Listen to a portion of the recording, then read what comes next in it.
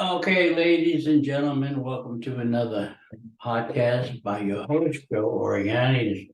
TruthChat.fun. That is my website, www.truthchat.fun. If you want to leave me any messages, any voicemails, any suggestions, any comments, anybody who wants to be a guest is welcome to do. Today is a very special one for me. I don't want to go over too long. It's my 40th year being clean and sober. And that's quite an accomplishment. But I want to talk about that. But first, I want to do some quick housekeeping here. It seems that what I want to say is this. First of all, I want to talk about something that's been bugging me for a while. It's the Colonial Penn life insurance, $9.95 a day. If you look into that, which I did before I got more life insurance, at the end of the term policy, you're going to get, I think it was $700 or $900. What are you going to do at $900? What do you pay for the coffin lid? Be lucky you get in a funeral parlor. So anyway, that's just a total ripoff. They want you to more and more. So be careful if you're getting that. Check it out. Do yourself a favor. Now, it's mostly going in for my surgery. I originally thought it was Wednesday, but there's a card up above. I'm going in Tuesday. I have to be at the hospital at 8:45. Surgery scheduled for 11:45. And if you want to know how I'm doing, you can guarantee I'll still be around to haunt people, no matter which way this goes. My brother asked me if I was nervous going to the hospital. I'm never nervous going to the hospital because I lived a pretty damn good life, which I'll explain shortly in a moment. 40 years of being clean and sober to me is unbelievable. I'm the one that's living it. But some more housekeeping. If you want to order any, I know everybody has an Amazon account. I know you all do. And you order a lot from Amazon. Can you please go to my website, www.truthchat.fun. Go down to the bottom and order from there. You just click on it, takes you right back to your account. And in which case, if you order something, I make it 25 cents or a penny. I need $7,500 to get new equipment, at least. And I do have a GoFundMe page, not that anybody cares. I do. So far, I got Zibu. You can make a donation on any one of the podcasts that you're listening to or watching to on YouTube, et cetera, et cetera, et cetera, et cetera. Anyway, enough all that stuff. In the meantime, it's hot down here. It's 87 degrees today. There's really nothing new. I'm not going to talk about politics today because I don't want to. I would like people to give me some suggestions on what they would like me to talk about. Everything but abortions, whether it's the price of food, whether it's the price of gas, whether it's the moon still being in the sky, hanging out for a while, or anything at all except abortion, politics. But when you do ask me, please leave it on my website and I will respond to everybody. Or if you can reach me at my email, which is just as good, it's Joe Oriani podcast@yahoo.com.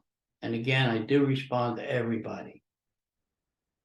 And that is weird because I'm watching me talk and my lips are moving and it's a delayed reaction. What am I, 5 second, 7 second delay? Click. Anyway, will try not to curse today. But anyway, as I said, this is a special month for me, 1983. But let's begin a little bit before that. And I'm going to tell you a story. And what I'm going to do is actually give you an AA meeting or something I would say at an AA meeting. I may not get all of it, but I will get some of it, touch on highlights and lowlights. Because it's very important sometimes that I do this, because I need to remember what kind of person I was, what kind of person I tried to become, and what kind of person I truly am. But sometimes, other than the drinking, I can't really see the difference. But it has been a long, hard journey. Long time ago, somebody said to me, all you gotta do is just quit. Just a little bit of willpower. And I always felt that if I had willpower, I would put it in a box and sell it. There's no such thing. Alcoholism is a disease. It's a certified disease. It's not something I make up. It's an emotional, mental disease, physical disease, causes all kinds of problems. And drugs, of course, goes along with it. Any kind of drugs. Now, before I tell you what I did, I would tell you what kind of drugs I did. I almost OD'd on mescaline one night. I took 7 hits, a lot of cocaine. I took what they call these gorilla pills. I forget what they were, because my brother told me a whole one for my brother Pat. And I ate it. And he told me not to. And then he came over to me, he said, "With my pill," I said to him, "Shut up or I'll stuff you into a freaking Coke bottle." He knew I took it. So anyway, there was that. And of course I smoked some pot, but smoking pot always ruined my drinking, just the way it goes. I didn't like it. But I did anything to I did 10 cc's of Valium one day, and I was drinking, and I decided to get an egg salad sandwich, which was dry, while I was sitting at the bar. And of course I almost choked to death. But death again wasn't something I feared. It wasn't something I gave much thought about, because I encountered that quite a bit. I acted pretty stupid on a lot of things I did. They say the only things that like drunks or animals and kids is because they don't know any better. All right, so let's go back to the beginning. I'm going to start off this just like I would an AA meeting. My name is Joe, and I'm an alcoholic and drug addict. I started drinking at an early age. We used to go to the parades in Newark, New Jersey, and my grandfather would sneak us out these little bottles of beer. I don't know how many ounces they were, just to keep us quiet, so we didn't tell grandma where we were. We went to my grandmother's house. I'd sip some wine mixed with 7-Up. That was always good. But as I got older, I always thought if I drank wine, I hit my bottom. That was so wrong. I was so wrong about many things back then. I used to drink all the time, and I remember the time my father found out I was drinking, and I think I was about 16. He's sitting home, he's sitting there drunk, and he said, "You drink, you're gonna drink in the house." So he put up a drink for me, and down the drinks went. Easy peasy. At that point, I always thought in my life I was gonna be a fish. I wasn't getting in too much trouble then, because I thought I could still control it. I joined the service at 17. Of course, they have drink. That's all you do because you're bored. I remember the first time I got the weekend off in basic training. I went out and I got drunk. I don't know how I got back to the base.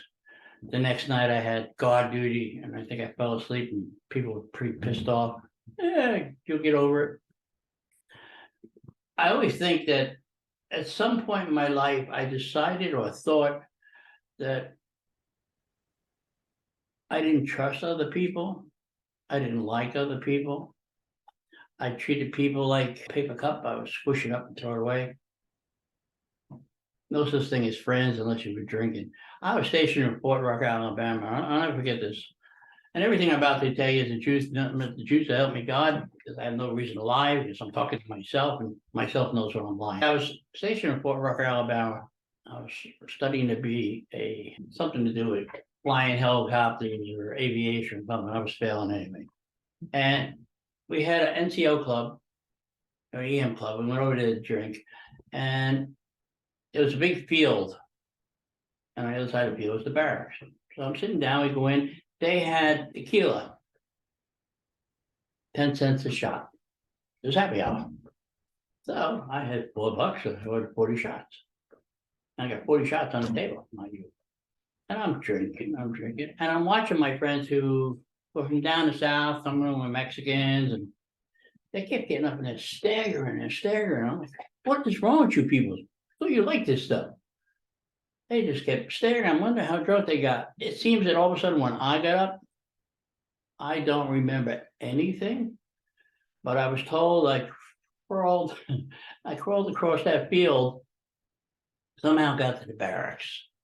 Now there were a bunch of guys sitting around watching TV and stuff, and I guess in my state of mind, being totally out of it, I paid no attention. I had to go pee, and I peed on this guy's back. The next day, he told me, and I said, you know what? If you were going to hit me, you should have hit me then. I would have felt the damn thing. I didn't care. I wasn't embarrassed. I wasn't ashamed of what I did. Anytime I went out to drink, I didn't say I was going out to drink. I was going out to get drunk. There was no in between, no nothing, no, absolutely nothing. I hadn't started to do drugs at that point yet, but then I decided to re-enlist and go to Japan. And Japan was interesting because there's a lot of funny stories there. I'm not going to get into too many. But I started drinking there quite a bit. Went over to the club, drank, went over to the club, drank. Yeah, this and that and that. One time I took a train from the base to Tokyo and then took a cab back, walked in the front door, walked out the back door, and went back on a train to Tokyo and didn't pay the cab driver and say I got busted down the rank. I would tell you, my time in the Army, I went from E1 to E2 to E3 to E2 to E3 to E2 to E3 to E4 to E3 to E4. I could have been a general for God's sake. Anyway, I've done things like that when I was in Japan. One night we beat up somebody, and I don't even know what the reason was. I just remember I was stomping on his face with my boot, and he pointed us out the next day. And when he pointed us out, my hand was shaking because I couldn't remember. And I imagine what he said was absolutely true. Japan was a funny place. I remember I had a lot of friends in Japan, and most of them were all hookers, by the way. And I didn't pay for anything because they liked me to dance with them. And they give me money just to stay there, sign them into the Stars and Stripes Club upstairs so they can get in. And that's all I had to do. And they give me money, drinks, and whatever.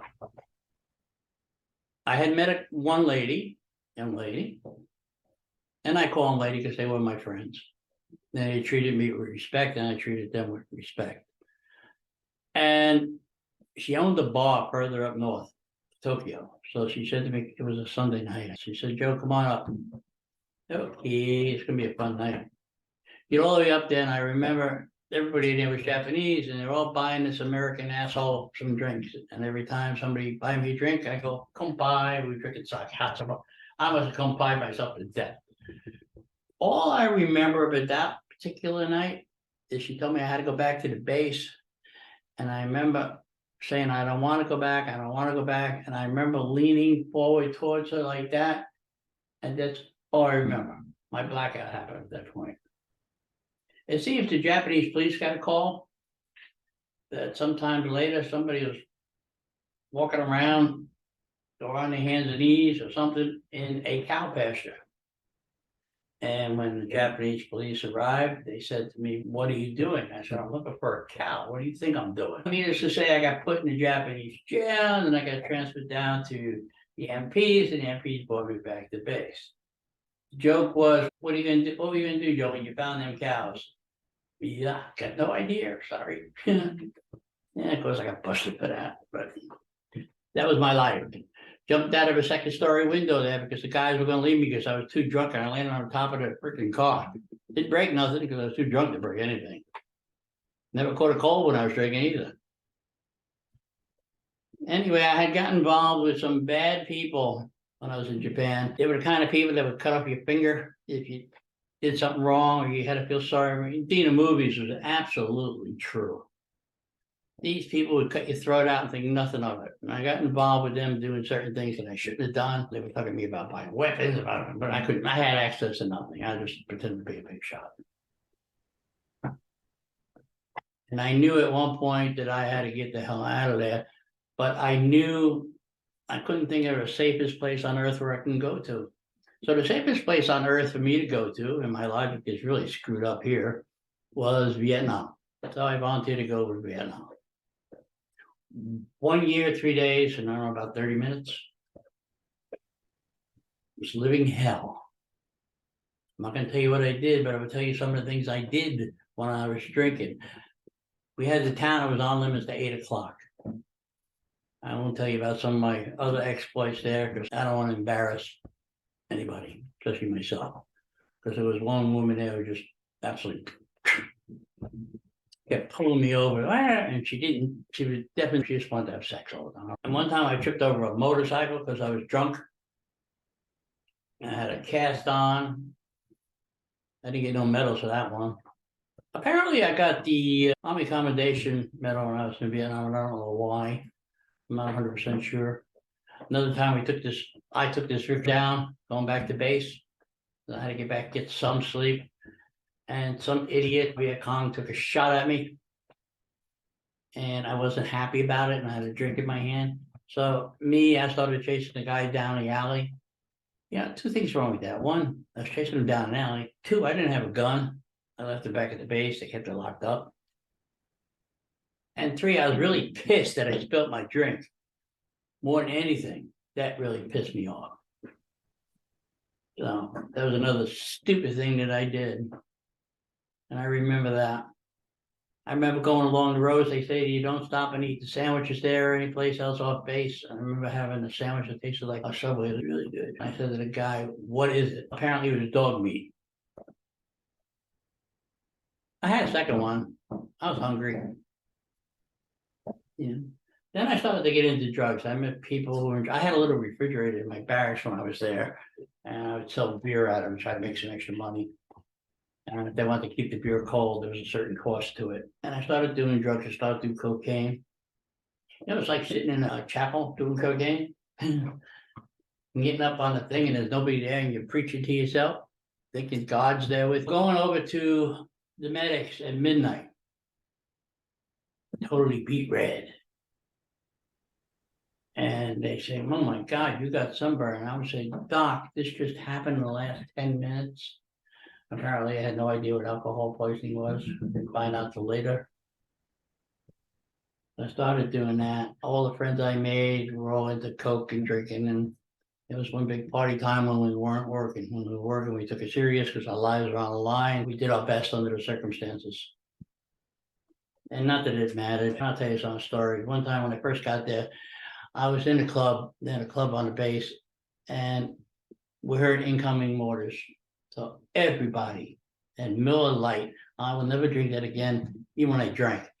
Piss warm, that's all I had. And I remember getting up from the table. I was one of the last ones to leave because I was in no damn hurry. I think I had a death wish then. And I remember getting up, and I turned around and looked at all the tables. Do you know everybody took their beer with them? There wasn't a drink left on the table, maybe a can or two, but that was about it. They weren't going into them buckets without them, which I found. You're driving down the road and you're two Viet Cong out in the middle of the field higher than you are, setting up a mortar round, it's gonna blow you up that night. And the MPs are just looking at them like, "Oh, come on, guys, what is this?" So that was all the fun things that we did. Now, I got out of Vietnam. I was a wreck. I was into drugs. I was drinking twice as much as ever. I was awful. I was awful, awful. I'll admit that. I look back now and say, how the hell did you survive that? Why did you do them things? But again, I had no emotions. I had no feelings, nothing. When I first got back home from Vietnam, the first thing I did, went to my mother's, stayed there, and I said to my mom, "I'm not getting out of bed unless there's a shot of whiskey on the table." Like 7 o'clock in the morning. And there was a shot of whiskey on the table. It was the only way I could survive, the only way I could do things. I was a total wreck. If I heard a firecracker in the background, I'd jump underneath the car. My nerves were just rattled because of the job I did when I was in country. They sent me to, I don't know, Fort Knox, Kentucky.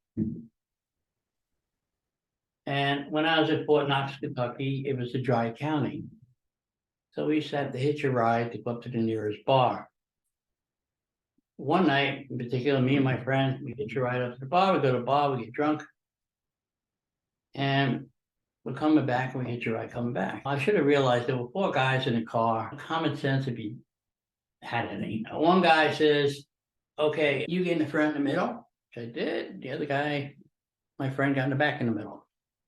We're driving along, they pulled over, they put a knife to his throat, tell him, give him his wallet. He gave him his wallet, they made him jump out. Now, we're driving along, I'm the only one in the car, and it still didn't bother me in particular what they did. The guy goes to me, "I want your wallet." I said, "I don't have one." Actually, I did, but it was in my front pocket. He goes, "You're gonna get out." I said, wait a minute. You just robbed my friend. We are both drunk. The base is still a few miles away. At least you can do that. You got your money. Just drive me to the base. That's how stupid I was. Needless to say, of course, he didn't. Seen him same guys about a week later, and of course, we just busted him up. And about a month after that, we were in a bar one night, and Kentucky's a strange place. It's beautiful, but it's strange, the people are. And I was in a bar, and I was leaning against a cigarette machine, okay? And behind it was a lower level where people were eating their dinner, and the bar was up here in the room. The guy walked in with his friends. He sees me. He walks over. He says, "Come on, you son of a bitch. We're going to go outside and fight." Now, as drunk as I was, I didn't feel like going anywhere. So I said to him, "Listen, if you're going to hit me, you hit me right now." I would never say that again, because he hit me, and he hit me so hard, it was like in the movies. I was flying over a couple tables, and the people's on the table into their food. But that's something I learned. Never say ask somebody to hit you because they actually might do it. If it wasn't so sad and disgraceful, it would actually make a good comedy scene. But I've seen them make movies like that before. So I would never do that again. I wasn't a stuntman. Anyway, I decided that it was almost time to leave Kentucky. But I was still drinking too much, and I couldn't take it. I couldn't get stupid ass tanks, and I hate tanks. They're always so dirty. You gotta clean them. Nobody had any idea what I was doing. They said you can paint your barracks, so I painted it purple. My little section, pissed off the sergeant. I said, "Well, you said I could paint any color." But anyway, I got so mad because I felt like everybody was just against me. It got to a point where I was actually drinking Bloomsbury Farm wine, $1 a bottle, because I couldn't no money to go anywhere. And I'm like, this really sucks. So I decided to go AWOL. That's enough of this shit. I stayed AWOL for about 6 weeks. And then I thought about it and thought about it and thought about it. And I decided to turn myself in. When the MPs picked me up with the police, they brought me over to Rikers Island, handcuffed me, and I was handcuffed to a guy who had just accused of committing murder. Shit, this place ain't for me.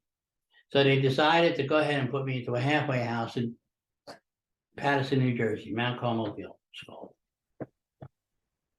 Now, I stayed there for 13 months. Clean, no drinking. You notice I didn't say the word sober because I was not sober. I just wasn't drinking. And I always thought I had it under control. Then one night I went to stay at my mother's, and I remember looking outside the window at the bar I used to hang out across the street. It's 2:00 in the morning, 10 after 2. There's a big fight outside. And I'm saying to myself, look at this shit you're missing. What is wrong? You're missing all this. Over. So I left the rehab and went back to drinking. During that time, I went down to Florida, and there was the lady I was with, her aunt had a problem with her boyfriend, and the boyfriend wanted to kill himself. And he has a gun. I ain't the first time it happened with a gun, but he has a gun. And I walk in straight at him. He goes, "I'm going to shoot you and you're going to shoot me." There's something insane when you face somebody with a gun and think you're going to get away with it. Not once, I've done it a couple times. But I just walked into him, looked at him, and took the freaking gun away from him. No emotion, no expression, no anger, no fear. It was like my PTS where you do strange things that are daring and behaviors way off. And that was one of them. So I just took the gun away from the guy and walked away. Going back to New Jersey, I was hanging out in the bar again. And one day the guy said to me, I don't know where I was the night before because I was in a suit. And the guy, I walked in the bar, they needed somebody to go canoeing with. Hey, cool, whitewater rafting. So I go up, I change clothes, I come back down, we go up to the Delaware, me and my friend Jerome, we get in the canoe, and off we go. We turn around, we see everybody tipping over, losing their beer and their pot. And me and Jerome go down for about a half hour down the river, and we find a rock, and we pull over there, and we're just sitting there relaxing, smoking a joint, drinking some beer, and doing a little coke. And here comes the other guys, and we were laughing because they were so soaking wet. So me and Jerome get back in a canoe. We go maybe 20 feet off the rock, and the canoe tips over. My right foot actually gets stuck underneath a rock. and the water's about coming over my head. And I yelled at Jerome. I said, Jerome, there's no time to tell you, but I can't effing swim. He said, what? I said, I can't swim. Now, needless to say, lost my shoes, got my foot loose, and managed to get out of that particular mess I was in. Because my father the next day said, if I had known you were going to do that, I would have took insurance out on you. Thanks, Dad. Appreciate your help. My son, Joey, used to hang out the window, and his mother goes, hey, look, there goes your dad, the drunk. And I'd wave to him. That's the way it was then. That's the way always things would be. I started to work as a bartender in this particular bar, and if you ever seen the movie Gremlins, this bar was like the movie in the first Gremlins. It was a total friggin' zoo. Fights all over the place, people doing coke on the counter, all kinds of shit going on. And I was the chief head bottle washer. And I had to I would go by, do a line of coke, take some shots, drink a lot of peppermint snobs, all day long, drink. My drinking consisted of vodka and orange juice in the morning, because I needed the orange juice for breakfast. Switch to beer, then switch back to vodka and orange juice, and then mix it with some shots. The only time it was really bad if I drank blackberry brandy, because then I become nasty. My mother used to say I was a good drunk until I drank that. There's no such good thing as a good drunk. So anyway, I got the job, and the person who owned half the bar was actually the supplier for cocaine. His name was Tony. He owned half the bar. He passed away a couple of years ago. Me and him got along pretty good because I would sell the stuff on the table. I rented the top floor of his house. We had two family house. I rented the top floor. How convenient can you get? The detectives only had to sit outside one house all the time. Anyway, things in that bar were quite unbelievable. There were fights all the time. People always wanted to go outside and break them. We had two wooden doors, one on the side, one on the front. They kept breaking them. So the other owner, Mike, he put up this thick, heavy wooden door. Okay, that's great. So one day I'm sitting there, and one of my customers come up to me and say, hey, Joe, you go down the other end? I said, yeah, I do. Why? He has a gun and he's going to shoot you. Let me go, Jesus Christ. So I took a shot of peppermint snobs or whatever I was drinking. And this guy was about 6'2", red hair, really dumb bastard. But anyway, I said to him, you have a gun you're going to shoot me with? He says, yeah. I said, okay, let me see it. As stupid as he was, he took it out. And as soon as he took it out, I took it off. I'm like, you're an idiot. So I took him by the collar of his shirt and the back of his pants, and I took him and I brought him up to the front, and I threw him out the front friggin' door. The only problem was I forgot to open it. Man, that hurt him. I took his gun and I threw it over into a local reservoir, which we had. That was the second time somebody wanted to kill me, and I didn't care. And there was some more along the way. Those were two very funny ones. Again, I didn't care. I had no emotions. I wasn't afraid of dying. I wasn't afraid of anything or anybody. I wasn't a badass because I hated to fight. And if I had to fight you, the first thing I do is kick you in the balls and step on your face. That was the easiest way. 1, 2, 3, it's over.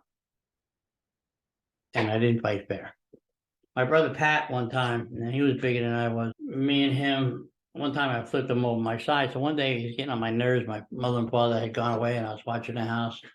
And he says to me, let's go up to the park and we'll fight. I said, okay. Now, Pat was the type of person, if he got hit over the head with a freaking bar stool, it didn't faze him at all. It was like a wrestler. It didn't bother him.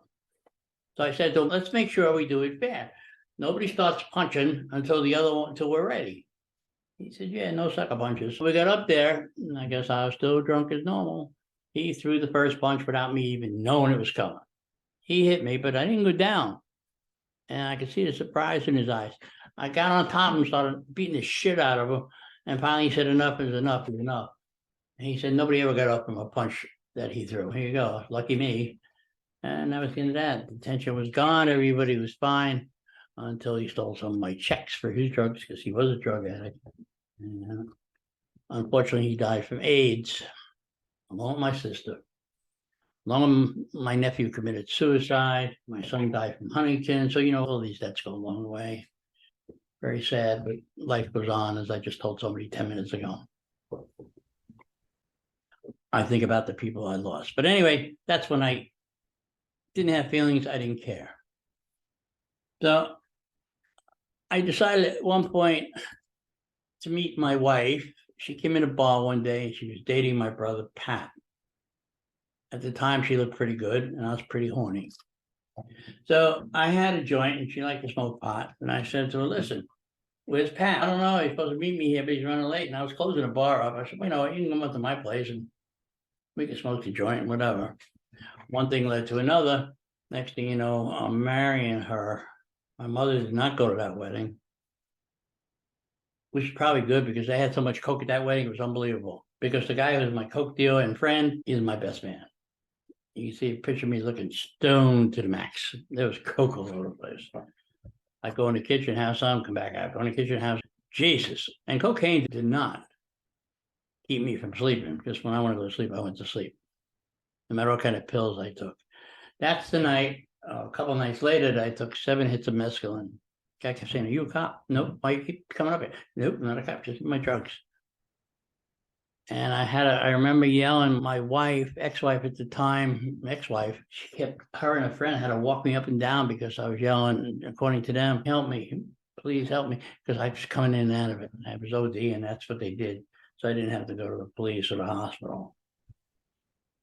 Then one night in March 1983, a lot of things have happened in between then. I told you, I didn't like people. I didn't trust people. I didn't care about people. I didn't care about nobody. I don't even think I cared about myself.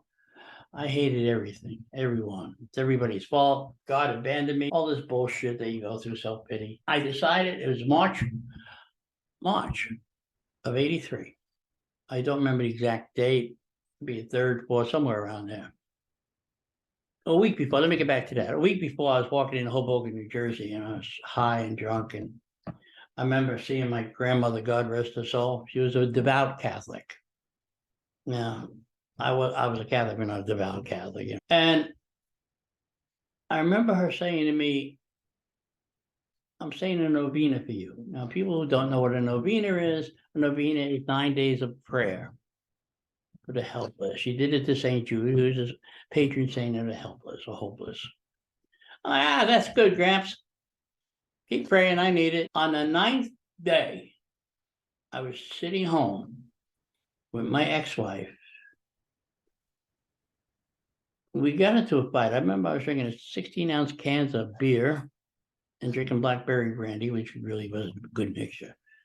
And she got mad. She says, I'm going to my girlfriend's house. Get the hell out, bro. I give a shit. And one of the things I would tell you in my past, I always loved snow. It's pretty much too many movies. But I remember saying to myself, you know what? My job sucks. I'm having trouble with this. Life is bad. Nobody's treating me well. Nobody likes me. Nobody cares about me. You know what? Screw all of you. I'm just going to kill myself. And then the next day, everything will be fine because you'll feel so sorry for me. So anyway, I did that and I drank more and I said, this is enough. I went into the kitchen, looked for something I would kill myself with and I couldn't find it. Oh, I found the electric knife. I took the electric knife inside. I guess it was about 8 o'clock at night. Took the electric knife, put it to my wrist. There's some scars here from other suicide attempts. But I pulled my, guess what? I forgot to plug the damn thing in. I'm like, you know what? This is all screwed up to hell. So I decided at that point I needed some help. Because if I can't kill myself right, there's nothing I can do right. Even I was a losing battle against myself. So I walked down to the Christ Hospital, which was a few blocks away from where I was living. And I remember I had my blackberry brandy with me. And so I started to walk, it started to snow, light snow flurries. And it put me in a pretty good mood. But when I reached the hospital, they made me take away my blackberry brandy. And I felt like I was losing my best friend. I got rid of the brandy. They put me in a psych ward for about a week. While I was in there, funny thing happened to me on the way to the psych. While I was in there, the drug dealer calls me up, Tony. He gets me on the phone. I had pay phones back then. And he says, what the hell are you doing in the psych ward? What are you, crazy? And I'm thinking to myself, that's a hell of a statement. I'm in a psych ward. Do you think I'm crazy? I'm like, Tony, I just need to get my head cleared, blah, blah, blah. So I'll be out soon. But while I was there, they brought in people from AA, St. Nick's group, St. Nicholas in New Jersey, and called the Last Stop group, the Last Call group. And I remember them talking, listen, they sound like me, but I'm not sure. Meantime, my ex-wife was still drinking and doing her drugs. So when I got out, I went to a meeting that Saturday night. Now I'm thinking to myself, I'm just going to do this till I get everything cleared out and everybody's happy that I'm sober, blah, blah, blah. And things will be good. This wasn't going to be a permanent thing. No, sir, not for me. Oh, anyway, I listened that Saturday night. I went back again the following Saturday and I met my sponsor, Tommy. Tommy is one of them people from New Jersey who is rough, tough, or was rough, tough, because he's passed now. And he took no prisoners. I asked him if he'd be my sponsor, and he said to me, sure. He said, but the first thing you're going to do is sit down and shut up. I said, whoa, okay. Tommy picked me up as much as he could. Sometimes I go to 3-4 meetings a day, sometimes midnight meetings. It didn't matter how tired I was and what I was doing. Meeting after meeting after meeting after meeting. Finally, on my 90th day, he said, now, before that, let me backtrack just a little bit.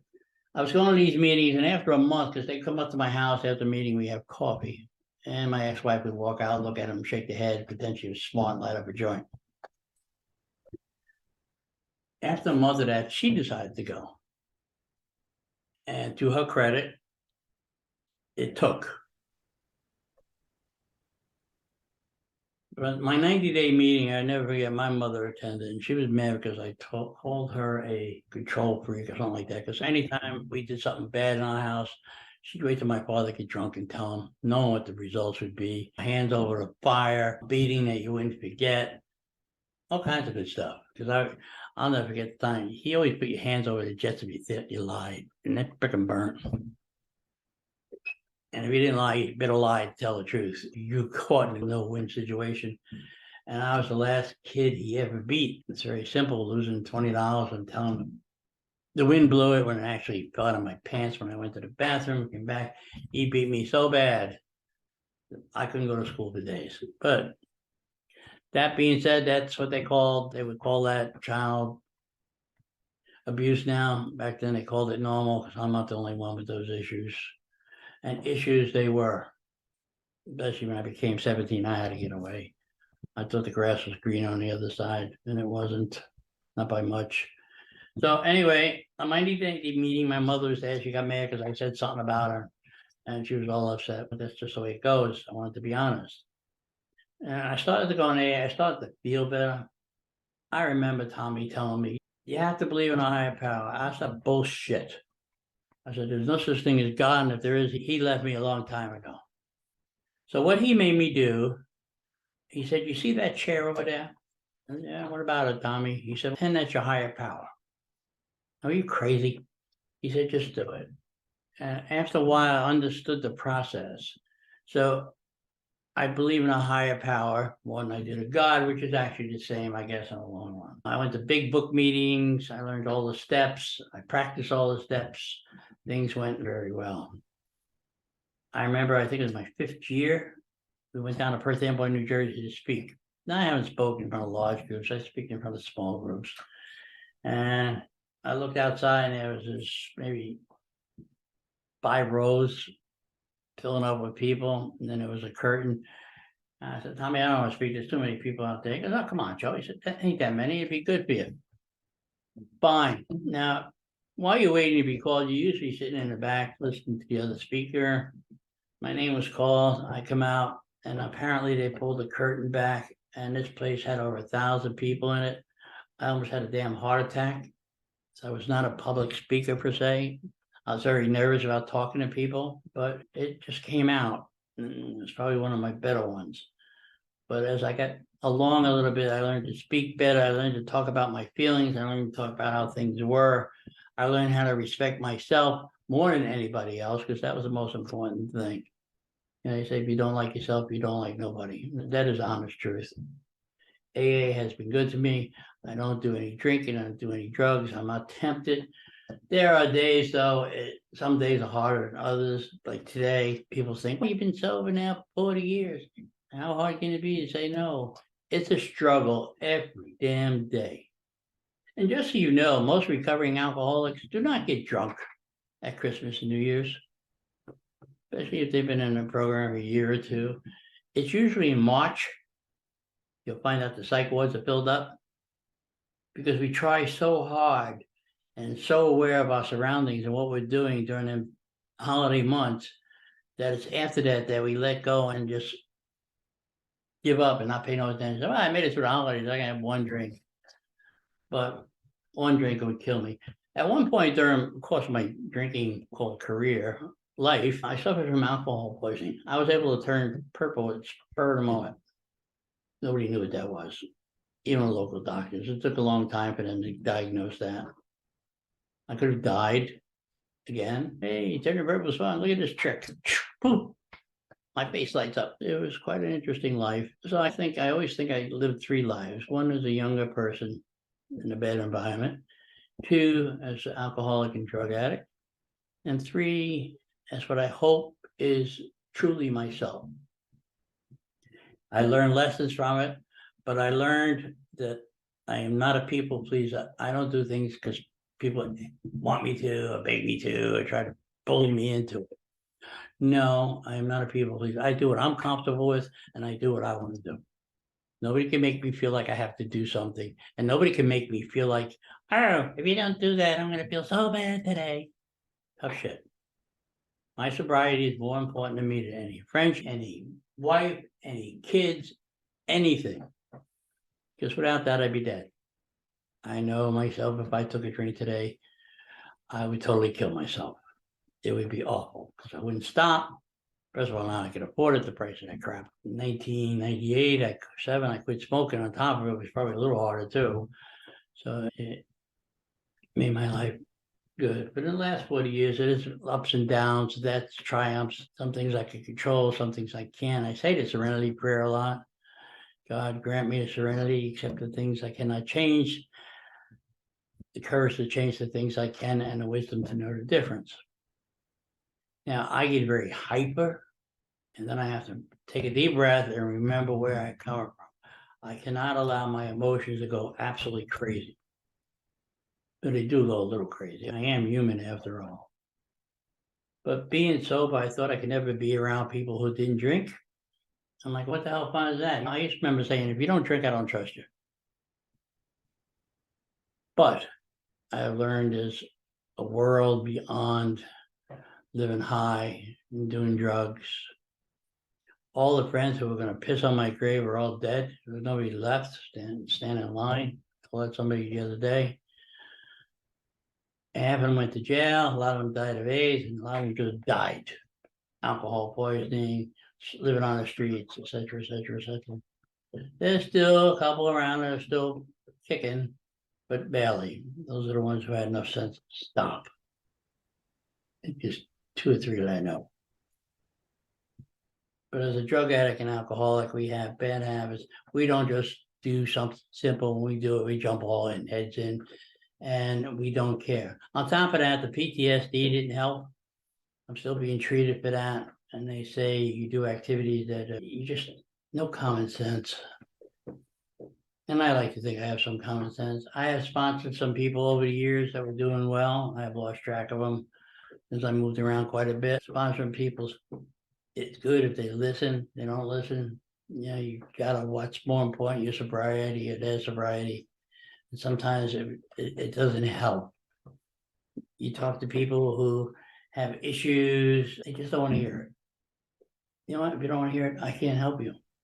If you don't take my advice, I've been there, done that, I lived 3 damn different lives already. I'm not going to live a 4th. So that is just my point. And after 40 years, I'm probably really thrilled. But anyway, no, I am glad I am sober. I'm glad everything worked out for a reason. I don't go to church a lot, but I still believe in a higher power. I'm probably more spiritual than most people listening to this. but I don't put my beliefs on somebody. If you don't believe in things, I'm not gonna make you believe in anything. The only way I help myself is when I finally admitted I had a problem, really admit it. Oh yeah, I have a card-carrying member of Alcoholics Anonymous, my mom used to say. I probably did, didn't have cards back then because this is anonymous. So anyway, here I am today. 40 years when I should have been dead, probably I always assumed it's 45. So all this extra time for me is just extra time. So am I afraid to die? No, I will die happy and I will die sober. Some people say, if I know I'm dying, I'm going to drink. Me, I didn't work this hard to get where I am now to go blow it on the last minute on this planet. So anyway, with that in mind, I'm going to wish myself a happy 40th. And I will try to add some music to this that's a little more upbeat. And I hope you enjoyed my little story, because what I said is true. There's a lot I left out because I don't need to go into graphical details that people don't need to know. There's a bunch of other crap. I mean, like the time I was hitchhiking in Kentucky, and I was with this woman I picked up in a bar, and it's against the law to hitchhike. And the state trooper says to me, "Where you going?" I said, "A hotel." He said, "I'll take you there, but you know you're not supposed to be doing this." I said, "Yeah, I know." He said, "Besides, you're going to regret it in the morning." And I just laughed at him. I regretted it in the morning. I think she was a dog. Anyway, with that, I'm going to say goodbye.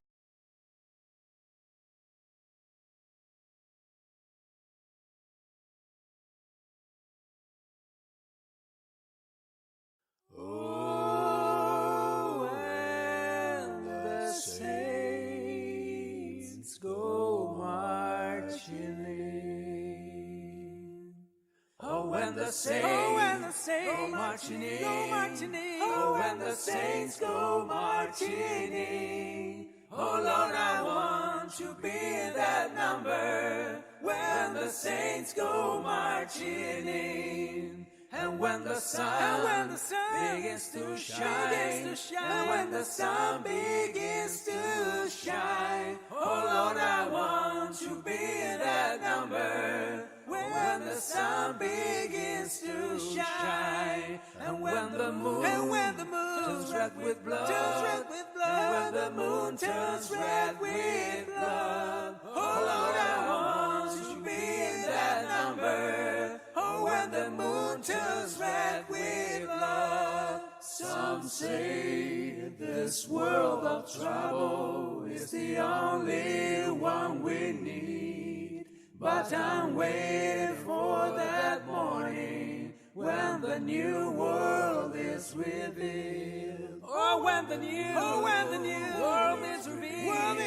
Oh, when the new world is revealed. Oh, Lord, I want to be in that number when the saints go marching in. Oh, when the saints go marching in. Oh, when the saints go marching in. Oh, Lord, I want to be in that number when the saints go marching in. Oh, when the saints go marching in. Oh, when the saints go marching in. Oh, Lord, I want to be in that number when